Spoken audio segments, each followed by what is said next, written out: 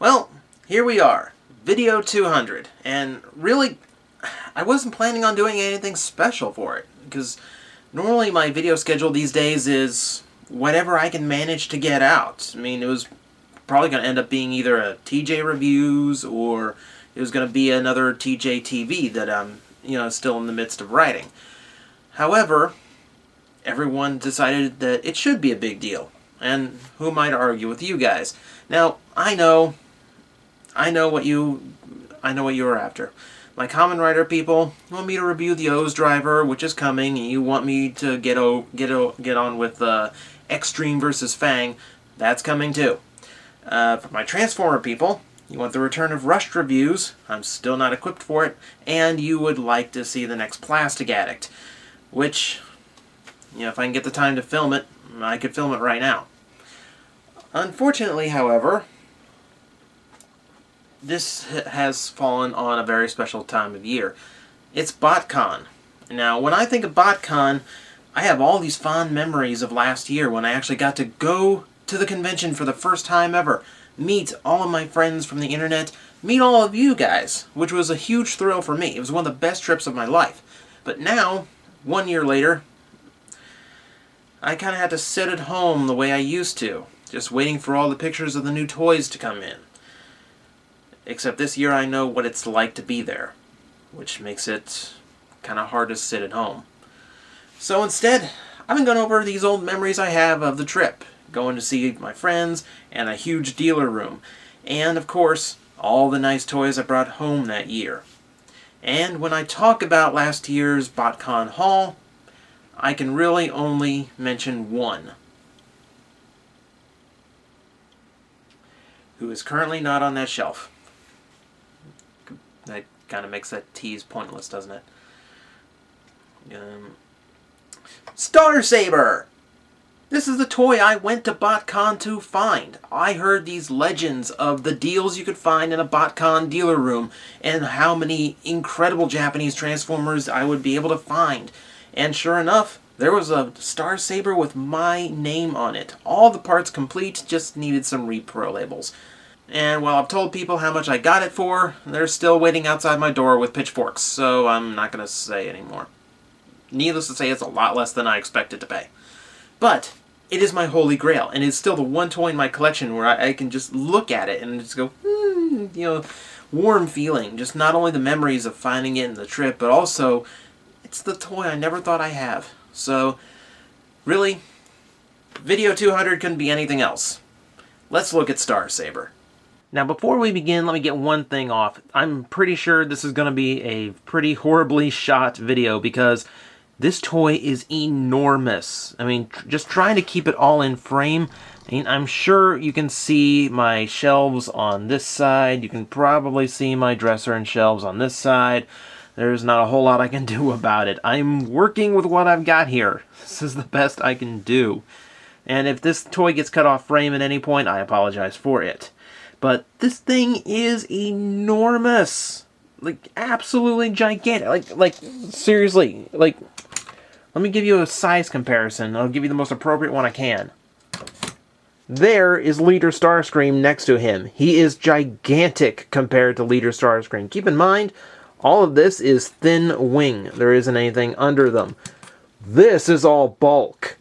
There's very little in the way of flat wings here. This thing is a monster of a jet mode. Though I guess calling it a jet mode does a disservice to it, because that's not really what it is it? And it's closer to a shuttle with all the components integrated in, this being the shuttlecraft itself with the booster engines naturally attached. Let's see how much I can actually describe here. I'm so far back from the camera, it's hard for me to actually maneuver this toy around. You can see it is a G1 toy, so everything it has detailing-wise comes from the stickers all over it. These are repro labels, so the color and texture is slightly off, but it is otherwise entirely accurate. So, you can see the Saber label on the side there, along with the Autobot logos, which that's a stock sticker. That's the original, which you can tell because it's just slightly yellowed.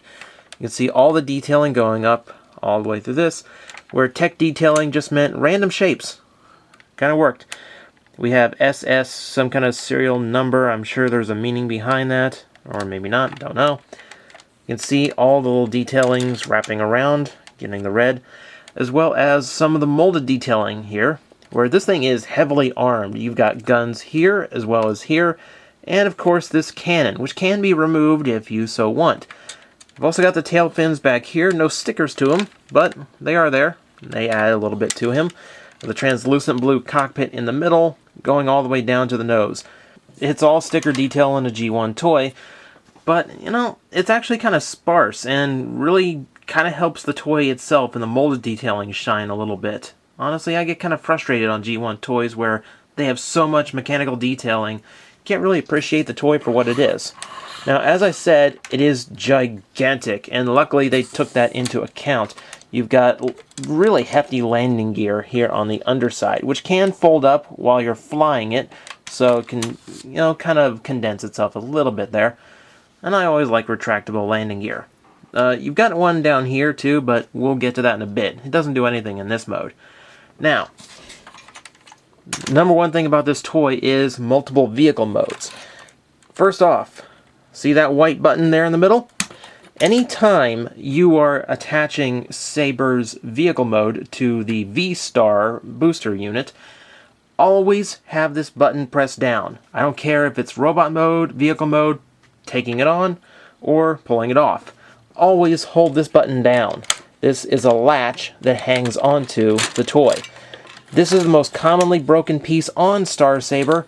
Always watch for it. If you are buying it loose in person, make sure that button and the latch that it controls is unbroken.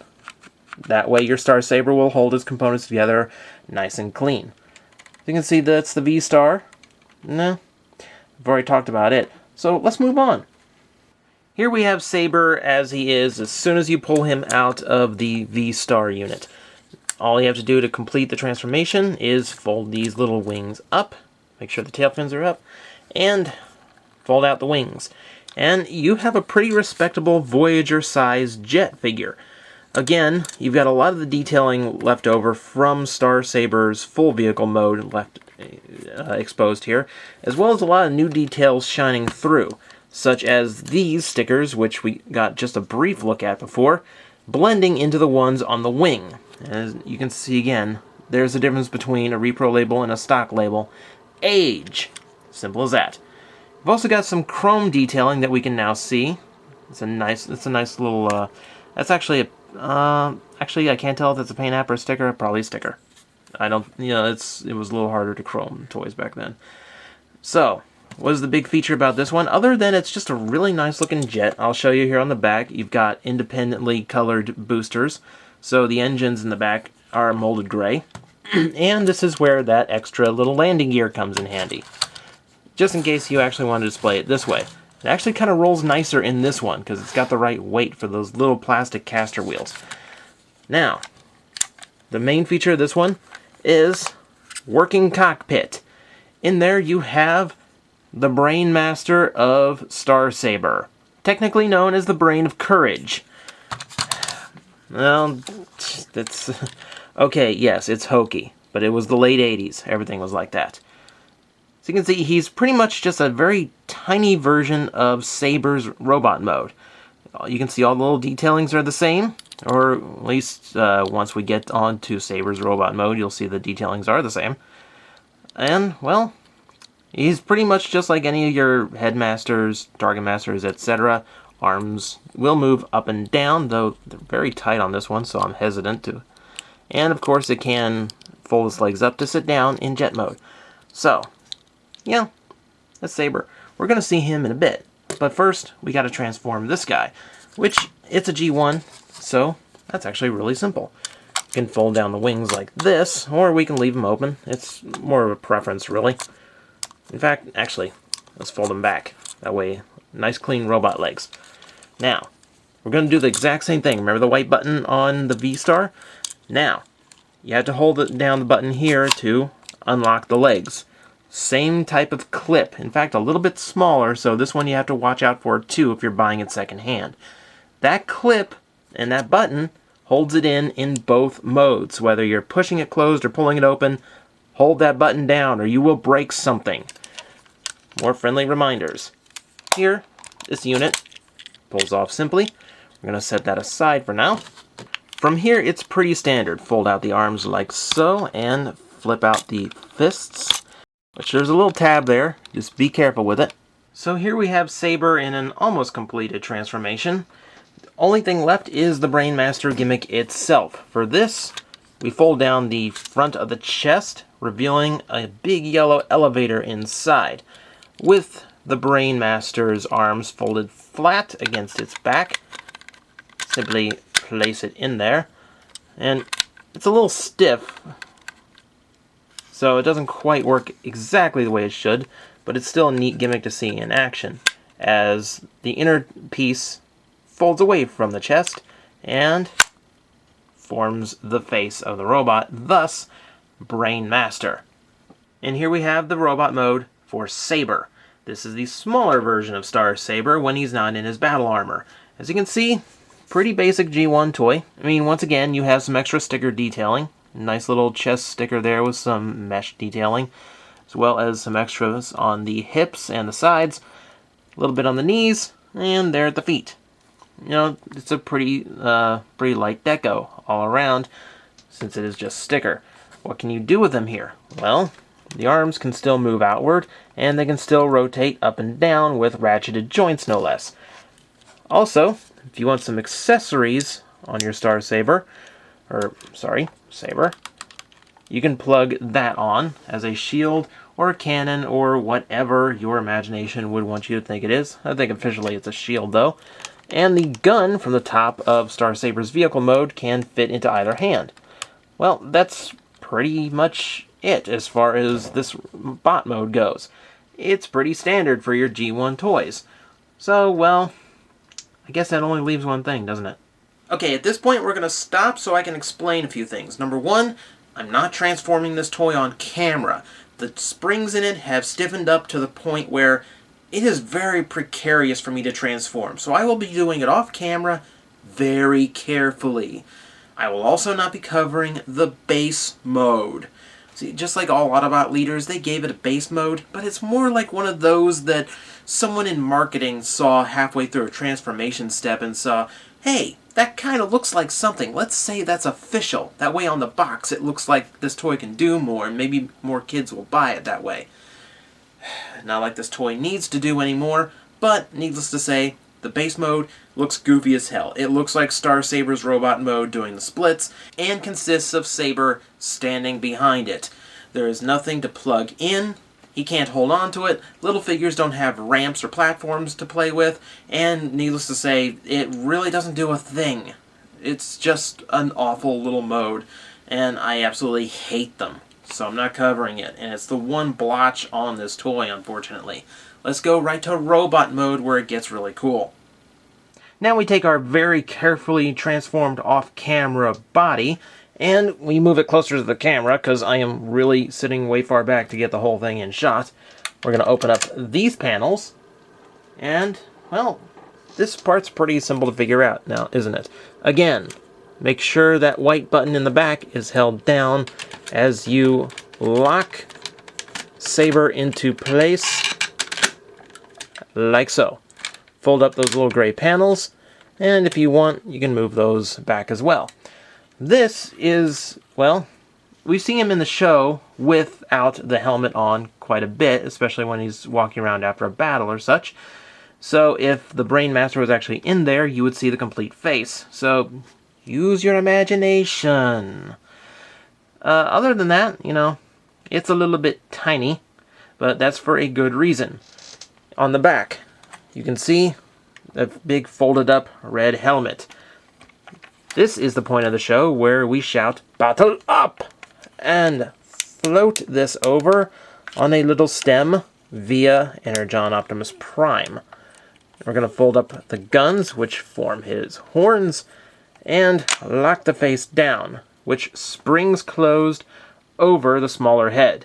This is our completed Star Saber, who is absolutely gigantic and very hard to keep in shot.